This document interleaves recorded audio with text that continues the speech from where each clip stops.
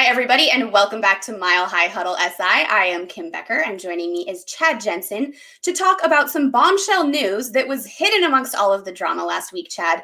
The Denver Broncos gave Garett Bolles a 4-year extension. Now, in your opinion, do you think it was wise for them to pay Bolles, and what will this mean for their priorities in the draft in 2021? Yeah, 4 years, $68 million.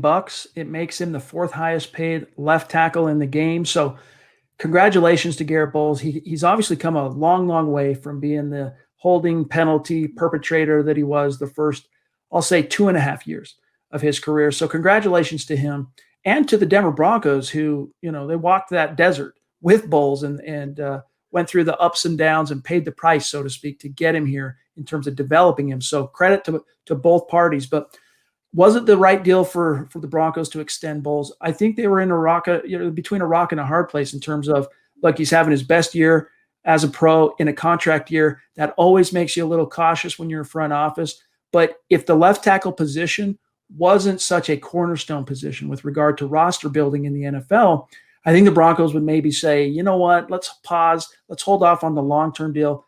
Let's franchise tag him next year and see if he can do it again.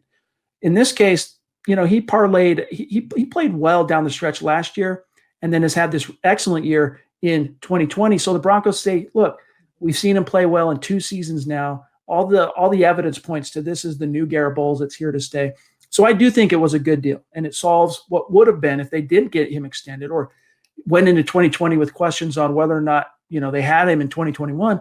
Now you're talking about how does it affect free agency? How does it affect the draft? What it does is it frees the Broncos up to not have to look so hard at the tackle position in the draft. We'll see where they end up when it's all said and done, when the dust settles in terms of draft order. It's looking like they're going to be cruising for another top 10 pick. At best case scenario, probably somewhere in the top 15. This gives them the opportunity to take tackle off the board and look at some of the other need positions on this roster, whether it's the off-ball linebacker situation, whether it's cornerback.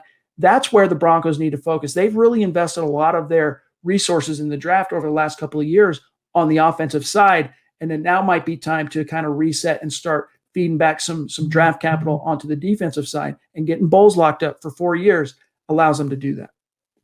Yeah, definitely exciting news and a much more fun topic to discuss than what we've been talking about for the last week. So again, congratulations to Garett Bolles, and Chad, thank you so much for your insight. You got it. Thanks, Kim.